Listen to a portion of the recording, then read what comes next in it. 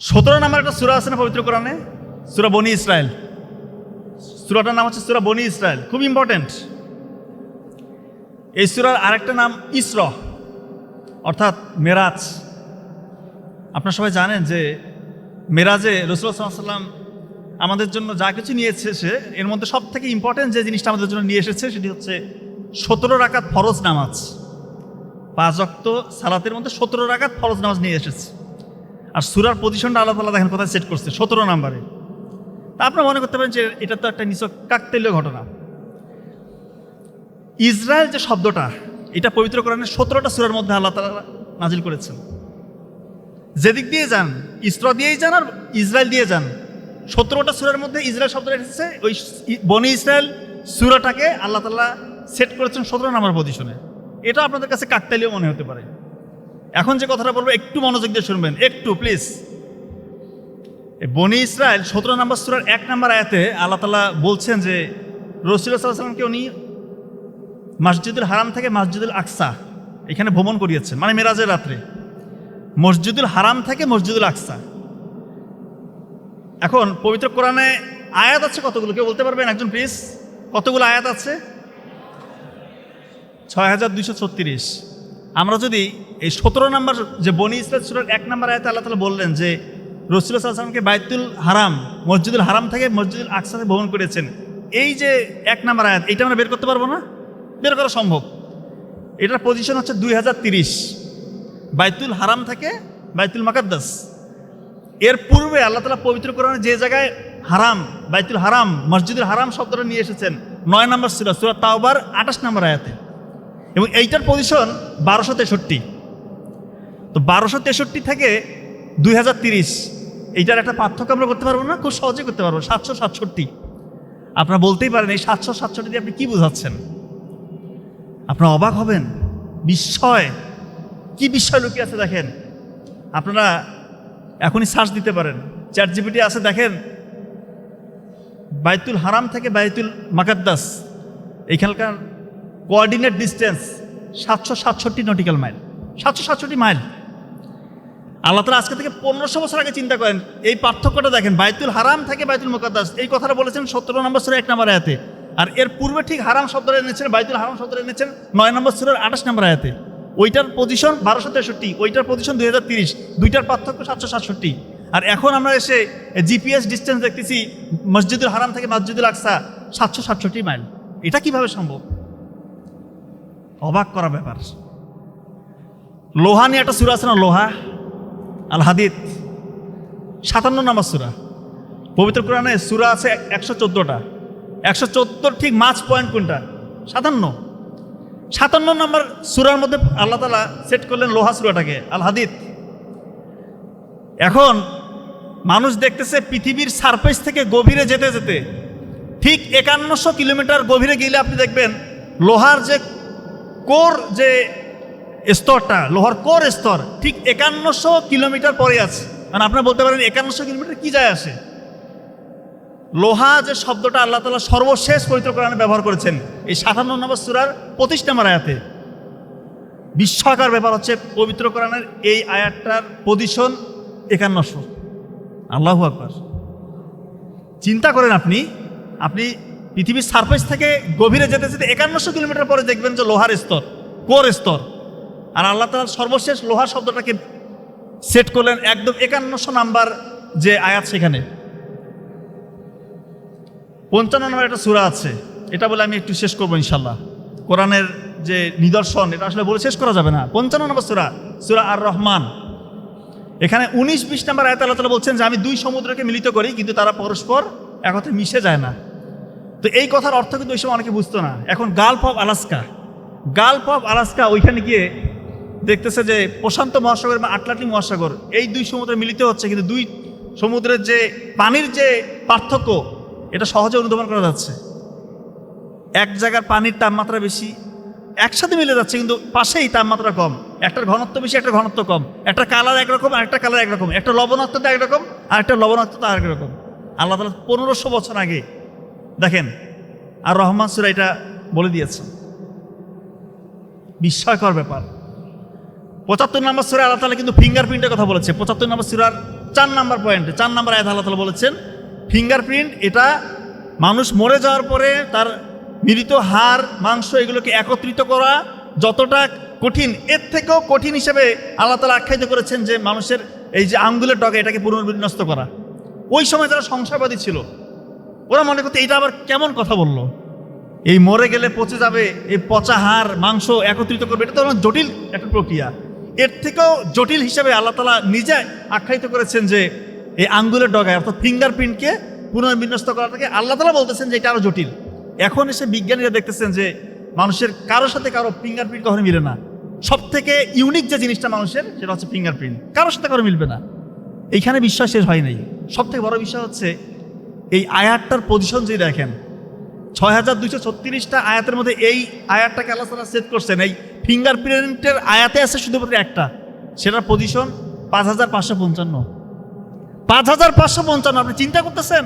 আমাদের ডান হাতে 5 আঙ্গুল, বাম হাতে 5 আঙ্গুল, ডান পায়ে 5 আঙ্গুল, বাম পায়ে 5 আঙ্গুল, 5 5 5 5। আল্লাহ তাআলা সেটিংটা দেখেন, একটাই আয়াত ফিঙ্গারপ্রিন্ট নিয়ে, আর সেটার পজিশনটা দেখেন কিভাবে সেট হয়েছে 5555। সো পবিত্র কোরআন এটা আল্লাহ তাআলার পক্ষ থেকে এসেছে, এটা নিয়ে বিন্দুমাত্র সংশয় নেই। আমি এরকম আরো অসংখ্য নিদর্শন আপনাদেরকে এখন বলতে পারবো, কিন্তু আসলে বললে আপনাদের যে মূল টপিকস আমাকে দিয়েছেন ডিপ্রেশন, স্ট্রেস ম্যানেজমেন্ট, এটা থেকে আসলে আমি কভার করতে পারবো না, আজকে এমনি দেরি হয়ে গিয়েছে। তো পবিত্র কোরআন যেহেতু আল্লাহ তাআলার পক্ষ থেকে নাজিল হয়েছে, আমাদেরকে জীবন পরিচালিত করতে হবে পবিত্র কোরআন, হাদিস এবং রাসূলুল্লাহ সাল্লাল্লাহু আলাইহি ওয়াসাল্লাম আমাদেরকে যে জীবন তরিকা দেখিয়ে দিয়েছেন সেই আঙ্গিকে। আচ্ছা, সত্যি কথা বলেন তো, গতকাল রাতে এশার পরেই খুব দ্রুততার সময়ে কোনো যদি এসেনশিয়াল কাজ না থেকে থাকে, কারা খুব ঘুমিয়ে গিয়েছেন, আর্লি ঘুমাইছেন, এরকম 2-1 হাত তুলেন তো দেখি। আচ্ছা, গুটি কয়েক। ফজরের নামাজটা মসজিদে পড়েছেন, এরকম কয়েকজন দেখি। আচ্ছা, হাত নামান। লাস্ট 1 মাস যতদূর মনে পড়ে আপনাদের, এভারেজ 2 ঘন্টার কম আপনারা মোবাইল ফোন ব্যবহার করছেন, এরকম কারা কারা আছেন? 2 ঘন্টার কম, হিসাব নিকাশ করে কিন্তু হাত তুলবেন, হিসাব করে হাত তুলেন। কয়জন হয়েছে দেখেন, আপনারাই দেখেন, 2-3%, 100 জনে 2-3 জন। সারাদিনে যদি 2 ঘন্টা করে আপনি মোবাইল ফোনে এই যে ফেসবুকে স্ক্রল করতেছেন, তার মানে বছর শেষে আপনি পুরো 1 মাস শুধু মোবাইল ফোনের মধ্যে আপনি ছিলেন। টানা 1 মাস যদি মোবাইল ফোনে থাকেন, মানে দিনে 2 ঘন্টা করে টাইম ব্যয় করলে আপনি 1 মাস পরে যদি হিসাব করেন, দেখেন 720 ঘন্টা টানা 1 মাস আপনি শুধু মোবাইল ফোনের মধ্যে আপনার চোখটা ছিল। আর আপনি বিশ্বাস করবেন কেমনে কি ভাই? এমনি এমনি কোনো কিছু হয় না। গতকালকে আমাদের ওইখানে আব্দুল্লাহ ভাই খুব চমৎকার একটা আলোচনা করেছেন যে কিছু সিস্টেম আল্লাহ তাআলা দুনিয়ার জন্য সবার জন্য সমান করে দিয়েছে। যে পরিশ্রম করবে সে সফল হবে, আগুনে আপনাকে নিক্ষেপ করবে আপনি পুড়ে যাবেন, এটাই বাস্তব। ইব্রাহিম আলাইহিস সালামের জন্য সেটা এক্সেপশনাল, সেটা আল্লাহ তাআলা রুলস ব্রেক করেছিল। এই কথাটা উনি কালকে বলেছেন, খুব ভালো লেগেছে কথাটা। তো আপনি পরিশ্রম না করে কখনো সফল হতে পারবেন না। রাসূলুল্লাহ সাল্লাল্লাহু আলাইহি ওয়াসাল্লাম বলতেছেন যে তোমার এশার পরে যত দ্রুত সম্ভব ঘুমিয়ে যাও। আমরা রাত জাগতেছি, অযাচিত স্ক্রল করতেছি, এটা করা যাবে না। ফজরের নামাজ অনেকে আছে কতদিন হয়েছে মসজিদে পড়ে না, সে নিজেও জানে না। তা আমি এখন খুব ইম্পর্টেন্ট কয়েকটা আপনাদেরকে কথা বলবো অ্যাজ এ ডক্টর, যেহেতু আমি ডক্টর, আপনাদেরকে কয়েকটা জাস্ট পদ্ধতি বলে দিব, এগুলো ইনশাআল্লাহ খুবই উপকারী হবে। রাসূলুল্লাহ সাল্লাল্লাহু আলাইহি ওয়াসাল্লামের মানে দেওয়া চিকিৎসা পদ্ধতি নিয়ে একটা বই আছে, ইবনে কাইয়ুম আল জাওজিয়া রাহিমাহুল্লাহ উনি লিখেছেন এই বইটা, আত-তিব আন-নাববী, healing with the medicine of the prophet. রাসূলুল্লাহ সাল্লাল্লাহু আলাইহি ওয়াসাল্লামের দেওয়া শিখিয়ে দেওয়া চিকিৎসা পদ্ধতি বলতে পারেন। তো ওইখানে একটা কথা লিখেছেন এরকম যে মেথি আছে না, মেথি, এইটার উপকারিতা যদি মানুষ জানতো, সে স্বর্ণের সমান ওজন দিয়ে মেথি কিনে নিত, স্বর্ণের সমান ওজন দিয়ে। এখন দেখা যাচ্ছে মেথির মধ্যে রয়েছে স্যাপোনিনস, একটা খুবই শক্তিশালী বায়োঅ্যাক্টিভ উপাদান রয়েছে, গ্যালাক্টোমান্নান। এটা আপনার মানে প্যানকিরাস থেকে ন্যাচারালি ইনসুলিন রিলিজ করবে, আপনার ডায়াবেটিক্সের মাত্রা কমে যাবে ইনশাআল্লাহ। এটার যে শক্তিশালী ফ্লাভোনয়েড অ্যান্টিঅক্সিডেন্ট রয়েছে, এটা দেখবেন যে এই যে শীতকাল আসতেছে না, অনেকে দেখবেন যে কাশি জমে গেছে, কাশি কমতেছে না কোনোভাবে। আপনারা মেথি গরম করবেন পানিতে, 1 গ্লাস পানিতে মেথি গরম করে ওইটা ছেঁকে নেবেন, ওই পানিটা পান করবেন ইনশাআল্লাহ। কুসুম কুসুম গরম করে ওটা পানিটা পান করবেন, দেখবেন যে আপনার কাশিটা উপশম হয়ে যাবে ইনশাল্লাহ। ডায়াবেটিক্সের ঝুঁকি কমবে, উচ্চ রক্তচাপের ঝুঁকি কমবে। যাদের কনস্টিপেশন, দীর্ঘদিন ধরে পেটের সমস্যা, মানে পায়খানা ক্লিয়ার হয় না, পাইলসের সমস্যা ভুগছেন, আপনারা ওই মেথি মানে পানিটা গরম করে ওই পানিটা ছেঁকে নিয়ে ওই পানিটা পান করবেন, ইনশাল্লাহ দেখবেন যে কনস্টিপেশনের সমস্যা চলে গিয়েছে, আপনার পাইলসের সমস্যা চলে গিয়েছে। এই মেথি পানি পান করবেন। কালো জিরা নিয়ে যে এত কথা বলা হয়, কালো জিরা নিয়ে এত কথা কেন আসছে? মৃত্যু ব্যতীত যে কোনো রোগের নাকি সেবা। এটা কি আমার কথা? দেখেন, জলাতঙ্ক নামের একটা রোগ আছে, কিন্তু জলাতঙ্ক জানেন? কুকুর বিড়াল কামড় দিলে একটা রোগ হয় জলাতঙ্ক। পৃথিবীতে ক্যান্সারের চিকিৎসা আছে, জলাতঙ্কের কোনো চিকিৎসা নাই। জলাতঙ্ক হয়ে গেলে তার মৃত্যু, আল্লাহ যদি বাঁচায় বিশেষ কারিশমা দেখিয়ে, সেটা আল্লাহ তাআলার ইচ্ছা, সেটা হতেই পারে। কিন্তু এখন পর্যন্ত আমরা দেখি নাই যে কারো জলাতঙ্ক হয়েছে সে বেঁচে গিয়েছে। জলাতঙ্ক হলে মৃত্যু নিশ্চিত। জলাতঙ্ক হয় কি দিয়ে? 6টা প্রাণী মনে রাখবেন: কুকুর, বিড়াল, শেয়াল, খেকশিয়াল, বেজি, বানর, এই 6টা প্রাণী। এটা মনে রাখবেন। কখনো যদি কামড় দেয় বা আঁচড় দেয়, কখন এটাকে ইগনোর করবেন না। ওই জায়গাটা 20 মিনিট ধরে ধুয়ে নেবেন, 20 মিনিট ধরে সাবান দিয়ে ধুবেন। কি সাবান? কাপড় কাচা সাবান দিয়ে একদম ঘষে ঘষে, ডলে ডলে ঘষে ধুয়ে ফেলবেন পানির ধারা দিয়ে। এরপরে যত দ্রুততার সাথে সম্ভব আপনি ভ্যাকসিন নিয়ে নেবেন। ভ্যাকসিনটা নিতে হবে, কারণ জলাতঙ্কর লক্ষণ প্রকাশ পেলে আর কিছু করার নেই, আর কোনো চিকিৎসা নাই। কিন্তু আমি অবাক হয়ে গিয়েছি, এই আত-তিব আন-নববী এই বইয়ে লেখা আছে জলাতঙ্কর মানে তার লক্ষণ প্রকাশ পেয়ে গেছে, এই সময় যদি সে 25 গ্রাম কালো জিরা গুঁড়া করে 1 গ্লাস পানির সাথে মিশিয়ে খায়, আল্লাহ চাহে তো তার মৃত্যুর ঝুঁকি কমে আসবে। আমি অবাক হয়ে গেছি। এটা আমি জানি না যে এটা মানে, যেহেতু বইয়ের লেখা, আমি জাস্ট এটা কোট করলাম আপনাদের কাছে।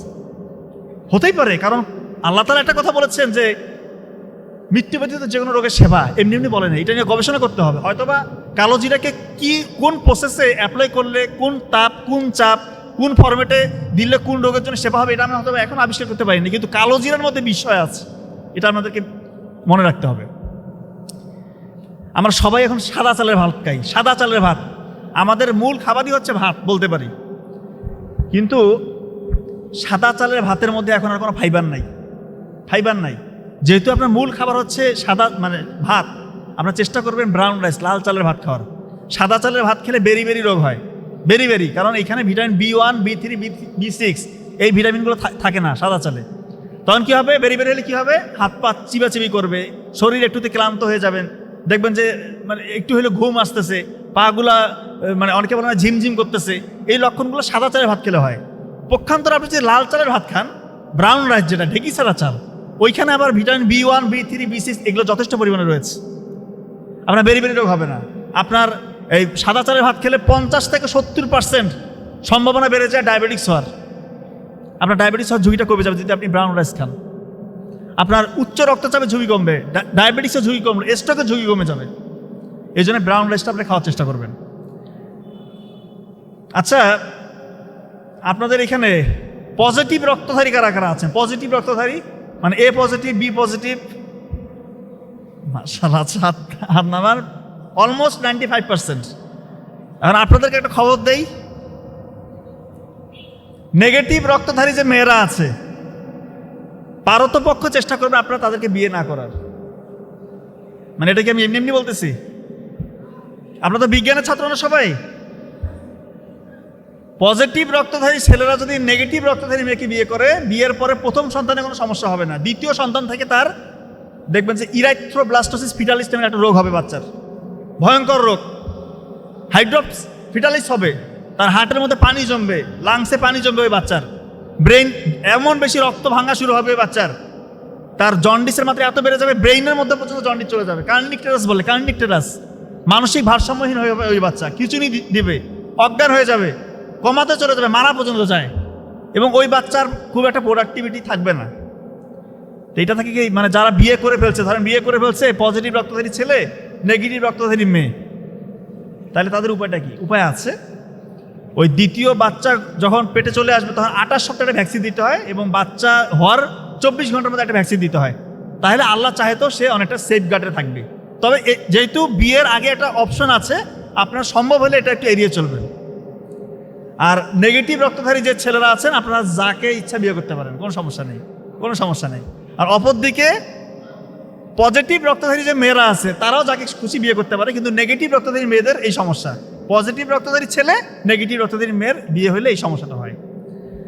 আচ্ছা, ত্বক ফর্সাকারী ক্রিম এটা ব্যবহার করে না অনেকে? আপনাদের ক্যাম্পাসে করে? এই ত্বক ফর্সাকারী ক্রিমটা দয়া করে মা বোনেরা করবে না। যারা পর্দার অন্তরালে আমার কথা শুনছেন, ত্বক ফর্সাকারী ক্রিমের মধ্যে স্টেরয়েড দেয়, বিটামিথাসন, হাইড্রোকর্টিসন। তো এই ধরনের স্টেরয়েড তার ইমিউনিটিটাকে ফল করে, ইমিউনিটি তার থাকে না এবং ওইখানে মার্কারি থাকে, তার দেখা যায় রোগ প্রতিরোধ ক্ষমতা কমে যায়, তার নার্ভগুলো ড্যামেজ হয়ে যায়, তার কিডনি পর্যন্ত ড্যামেজ হয়। এবং সব থেকে ইম্পর্টেন্ট যেটা, এখানে হাই ডোজে খুব বেশি মাত্রায় হাইড্রোকুইনোন নামে একটা উপাদান দেয় এই ত্বক ফর্সাকারী ক্রিমগুলোতে। তখন কিছু সময়ের জন্য সে যতদিন এই ক্রিমটা দেয় তাকে উজ্জ্বল দেখে, ফর্সা দেখায়, কিন্তু এখানে বেশি পরিমাণে হাইড্রোকুইনোন দেওয়াতে আমাদের ত্বকের মধ্যে যে একটা উপাদান আছে মেলানিন, যেটা আপনাকে সূর্যের যে ক্ষতিকর রশ্মি থেকে আপনাকে প্রোটেকশন দিচ্ছে, এই মেলানিনটা আর ক্ষরণ হয় না। মেলানিন ক্ষরণ বন্ধ করে দিলে যে কাউকে উজ্জ্বল দেখাবে, ফর্সা দেখাবে। মেয়েরা তো বুঝে না, তারা ত্বক ফর্সাকারী ক্রিম দিচ্ছে, দেখাচ্ছে অনেক ফর্সা দেখাচ্ছে, কিন্তু যখনই এই ক্রিম সে দেওয়া বন্ধ করবে কিছুদিন পর তার রিবাউন্ড হাইপার পিগমেন্টেশন হবে। রিবাউন্ড হাইপার পিগমেন্টেশন মানে মেলানিন ক্ষরণ তখন অনেক পরিমাণে বৃদ্ধি পায়। যখন খুব বেশি পরিমাণে মেলানিন বৃদ্ধি পায় তখন তার এখানে মেস্তা হয়, কালো কালো ছোপ ছোপ দাগ পড়ে, যেটা নির্মূল করা খুবই দুরূহ ব্যাপার। এই জন্য বলতেছি, যে কোনো ছেলে হোক মেয়ে হোক, আপনারা যদি মুখে কোনো কিছু দিতেই চান, আলু পেস্ট করে সেটা দিবেন। আলু, কাঁচা আলু একদম কুচি কুচি করে কেটে ওটা ব্লেড করে ওইটা দিয়ে রাখবেন। যদি সম্ভব হয় সপ্তাহে 2-3 দিন নেবেন, দেখবেন যে ইনশাল্লাহ স্কিনটা আপনার ভালো থাকবে। স্ট্রোক, আল্লাহ মাফ করুক, কারো বাসা যদি স্ট্রোক কারো হয়, স্ট্রোক এটা কিভাবে বুঝবেন? এই লক্ষণটা আপনাদেরকে শিখিয়ে দিচ্ছি, খুব ইম্পর্টেন্ট।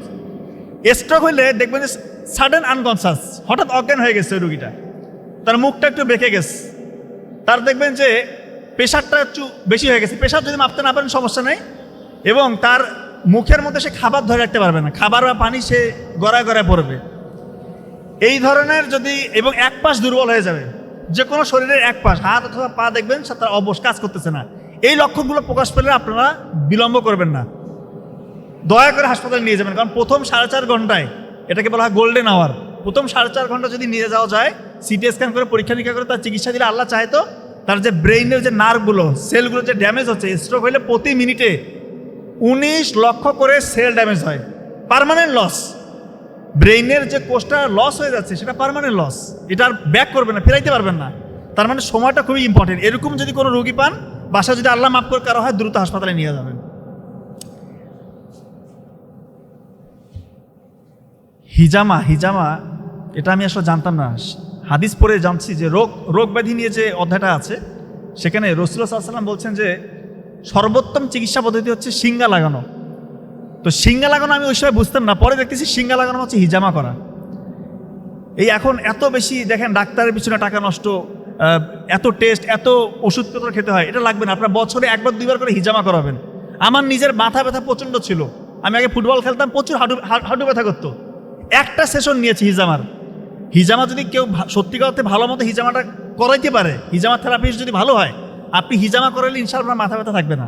হাঁটু ব্যথা, কোমর ব্যথা, মানে শরীরের যে কোনো জয়েন্টে ব্যথার জন্য এটা একটা মারাত্মক রেজাল্ট, ভীষণ কার্যকরী মাশাআল্লাহ। শুধু তাই না, এটা মানে অসংখ্য রোগ থেকে ইনশাআল্লাহ আল্লাহ চাইলে আপনাকে মুক্তি দেবে। কারণ হিজামাতে কি হয়, আমাদের এই যে দূষিত রক্তগুলো আমরা বের করতে পারি না, ওই দূষিত রক্তগুলোকে চামড়ার ভিতরে যেগুলো জমে থাকে, এই রক্তগুলোকে বের করে নিয়ে আসে, যেগুলো টক্সিক, যেগুলো একদম বিষাক্ত, এই রক্তগুলোকে বের করলে এবং রক্তের সঞ্চালনটা ঠিক থাকে আমাদের বডিতে। একটা কথা সবসময় মনে রাখবেন, জীবন্ত রক্তে, চলন্ত রক্তে কখনো রোগ ব্যাধি বাসা বাঁধতে পারে না। এই জন্য হিজামা আপনারা করার চেষ্টা করবেন।